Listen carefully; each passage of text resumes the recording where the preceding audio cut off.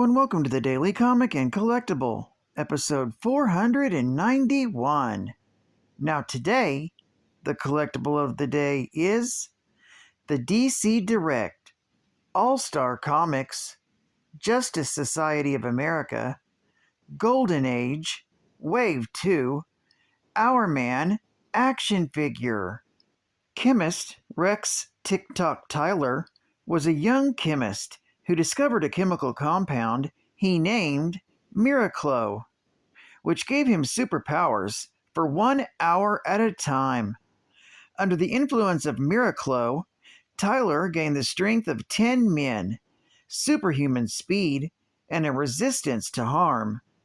Using his discovery, Tyler became the masked crime fighter known as Hourman. The Hourman action figure from DC Direct celebrates the golden age of comics. The Justice Society of America's trippiest time shifter stands over 6 inches in height and comes with multiple points of articulation, including neck, shoulders, elbows, hips, and knees. Bonus chest emblem that can be wound up to count the time remaining in the hero's hour of power. This 1/12 scale action figure was released on a blister card packaging for easy displaying and includes an hourglass accessory he wears around his neck to remind him of his time limits. Figure was released in 2001 by DC Direct. Now, the comic of the day I started covering last week and wanted to fill y'all in on a few more stories from this Golden Age classic. It's All-Star Comics, Volume 1, Issue Number 3, with a cover date of December 1940. I have the November 2023 facsimile because I currently can't afford the $85,000 price tag. There were 12 total stories, and last week I covered 5, and today I will cover 3 more, and they are The Spectre, Hourman, the Durante Diamond Collection, and The Sandman, Dr. Faversham. Stories by Gardner Fox, Jerry Siegel, and Ken Fetch. Art by Bernard Bailey, Everett Hibbard, and Sheldon Mayer. And cover art by Everett Hibbard. We continue from the last episode with the first meeting of the Justice Society of America on November 22nd of 1940, and they're all discussing their favorite most recent case. And up next is the Spectre with his story, During the nights of the full moon, a mysterious shadowy figure prowls the streets of New York, taking random lives. A guard from the central building is found dead, the apparent victim of strangulation. The police commissioner assigns Jim Corrigan to the case, demanding that he find the killer as soon as possible. Corrigan returns to the building where he notices the presence of a strange brass gargoyle that hadn't been there present on previous occasions.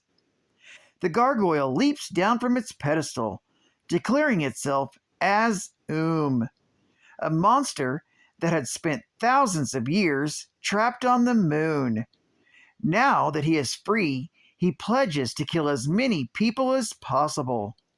Attacks Corrigan, who quickly alters his appearance to that of the Spectre.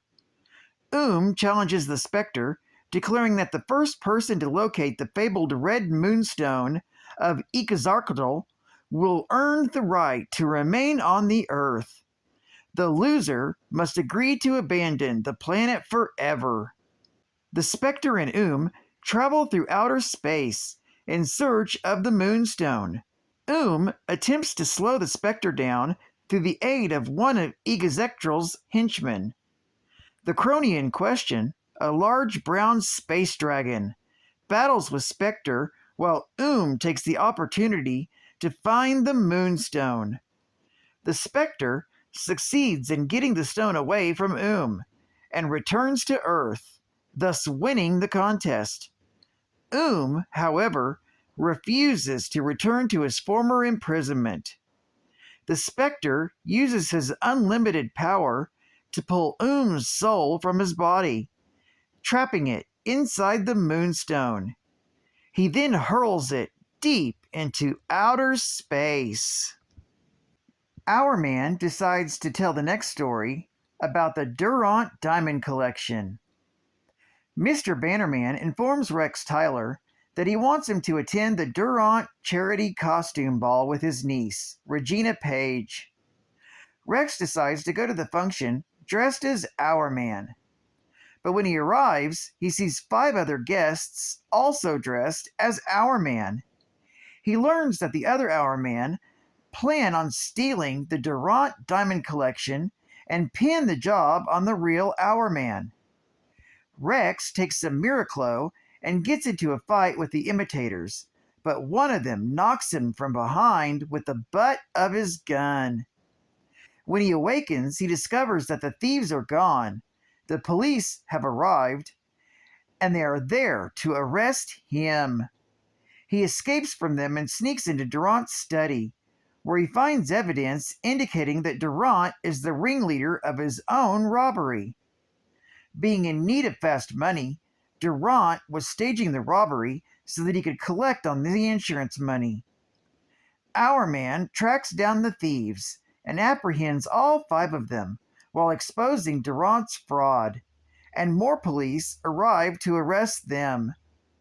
Ms. Page is very impressed with Rex Tyler's unexpected show of bravery. And our final story today comes from the Sandman, titled Dr. Faversham. Wesley Dodds and Diane Belmont are driving through the country when suddenly they are upon a 20-foot tall man. Before their eyes, he falls down dead. Unable to do anything about it, they return to the city, where Wes begins investigating the extraordinary case as the Sandman. He sneaks into the medical offices of a nearby hospital, where he discovers that a doctor named Faversham lost his medical license for performing illegal experiments involving pituitary disorders on mice. Hospital security guards burst into the room, and the Sandman is forced to escape out the window. He continues following the trail with Diane along the side of the road when they find a giant-sized cat chasing a giant-sized rat. After romping around for several moments, both animals fall over dead. The Sandman concludes that both animals were experiments of Dr. Faversham. The Sandman finds an old large country house, parks, hands Diane his handgun, and leaves her with the car, then breaks into the house via the cellar. In a darkened laboratory, he finds a man strapped to an operating table. The man explains that Faversham has been kidnapping men and transforming them into giants. However, the effects are only temporary and ultimately fatal. Faversham sneaks up behind Sandman and tries to kill him, but Sandman knocks him out with a right cross.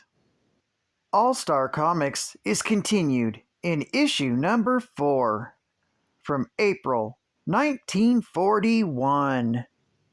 Geek Fact: as mentioned in the last episode, this is considered a major key issue, being the first appearance and origin of the Justice Society of America, and the first superhero team in history.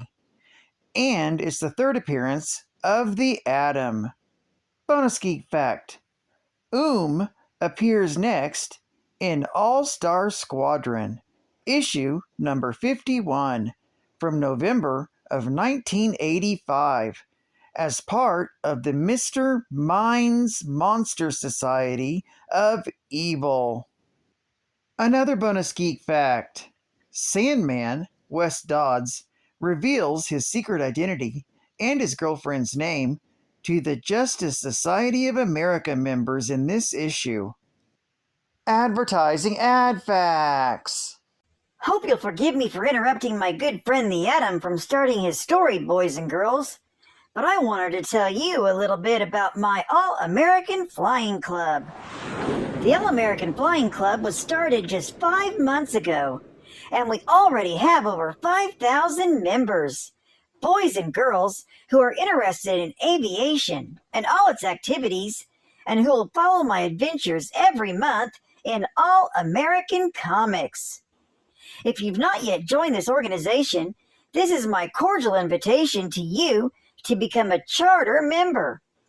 Just fill in your name and address and age and mail this application back today with 10 cents to cover the cost of mailing in an envelope addressed to Hop Harrigan, President, All-American Flying Club.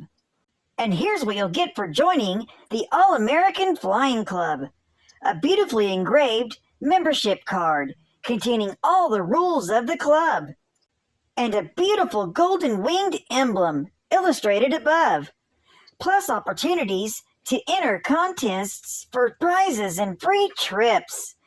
So join at once, and don't forget to add 10 cents to cover the cost of mailing. Happy landing! Hop Harrigan, President. And final geek fact. Rex Tyler was a brilliant chemist and the first and original Hourman. The Golden Age Hourman, created by writer Ken Fitch and artist Bernard Bailey, first appeared in Adventure Comics, issue number 48, published in 1940. Hourman's alter ego, Rex Tyler, designed a drug called Miracle Pill that would give him super strength, speed, stamina, and durability, and even allow him to stay alive underwater for 1 hour. A founding member of the Justice Society of America, Hourman, now deceased, would fight crime by helping others who would not have helped themselves. The Golden Age Hourman action figure by DC Direct, shown earlier, released in April of 2001, is the only 6-inch figure about Rex Tyler that was ever released. Well, I'd like to thank you for joining me for another Daily Comic and Collectible, and I hope to see you again tomorrow.